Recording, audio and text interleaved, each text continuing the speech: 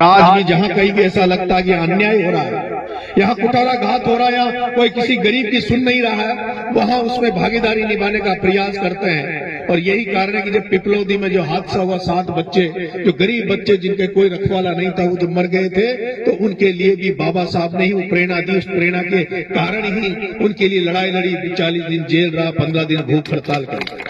तो इसलिए हमें जो महान पुरुष हैं, उन महान पुरुषों के पद चिन्हों पर चलना चाहिए। केवल उनकी तस्वीर लगाकर, फोटो लगाकर, नारा लगाकर काम नहीं चलेगा, बल्कि उन्होंने किस तरह से हमें जागृत करने का प्रयास किया, किस तरह से हमें आगे बढ़ाने का काम किया, उन पद चिन्हों पर हमें चलना चाहिए। बाबा साहब भीमराव अंबेडकर के पद चिन्हों पर चलते हुए आदरणीय काशीराम जी ने किस तरह से राजनीतिक चेतना पिछड़ों में जगाए, दलितों में जलाई, जिसकी देन थी कि मायावती जी उत्तर प्रदेश की 4 बार मुख्यमंत्री बनी।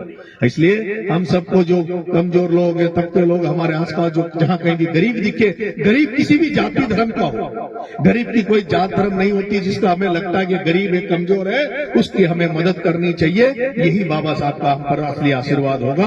आप सब यहाँ इकट्ठे हुए, उसके लिए आप सबको बहुत बहुत धन्यवाद। आपने मुझे बुलाया, मेरा स्वागत किया, उसके लिए भी मैं बहुत बहुत आपका आभारी हूँ, धन्यवाद देता हूँ। आज मेरा अभी देवली भी कार्यक्रम है और जगह भी है, लेकिन यहाँ आपने जो आशीर्वाद मुझे दिया था, तो इसका मेरा भी फर्ज था कि आप लोगों के बीच में इकट्ठे रहे।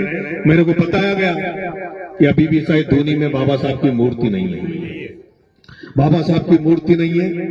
आपने जो अभी अध्यक्ष बने, आपने जो कमेटी बनाई है, अगर आप सब लोग घर घर जाकर, और ऐसे केवल एक दिन के लिए नहीं, अगर आपको आज के दिन प्रण लेना होगा, जितने लोग यहाँ हैं, हमें बाबा साहब को घर घर तक पहुंचाने का फर्ज हमारा है। हमें बाबा साहब का उपकार है हमारे ऊपर, बाबा साहब का ऋण है, जिसकी वजह से आज अगर हम सक्षम है, बोलना चालना सीख रहे हैं, तो केवल बाबा साहब का आशीर्वाद है। अगर बाबा साहब नहीं होते, बाबा साहब ने संविधान के रचयिता नहीं बनते, संविधान में हमें अधिकार सुरक्षित नहीं करते, तो आज हम इस लायक नहीं होते कि आज हम लोग बोल सकते, सड़कों पे निकल सकते। इसलिए हमारा फर्ज है, हमारे ऊपर उनका ऋण है, उस ऋण को चुकाने के लिए हमें बाबा साहब को घर घर तक पहुंचाना चाहिए। हम देखते हैं जब नौकरी लगते हैं, कोई धंधा पानी, कई सीटों पे चुनाव लड़ते हैं, जब तो रिजर्व कैटेगरी में हम कहते हैं कि हम ये रिजर्व कैटेगरी में नौकरी लगे हैं, लेकिन नौकरी लगने के बाद हम लोग सवा मानी रसोइयां तो गोट उगरी तो करते हैं, कार्यक्रम तो करते हैं, लेकिन बाबा साहब की मूर्ति पर जाकर चरण स्पर्श नहीं करते,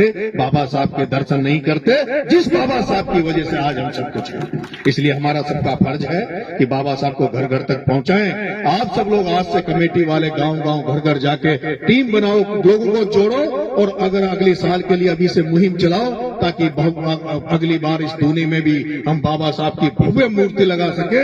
मैं घोषणा करता हूं कि अगर आप लोग इसमें आगे बढ़ोगे तो नरेश मीणा 51,000 रुपए की घोषणा नरेश मीणा करता है।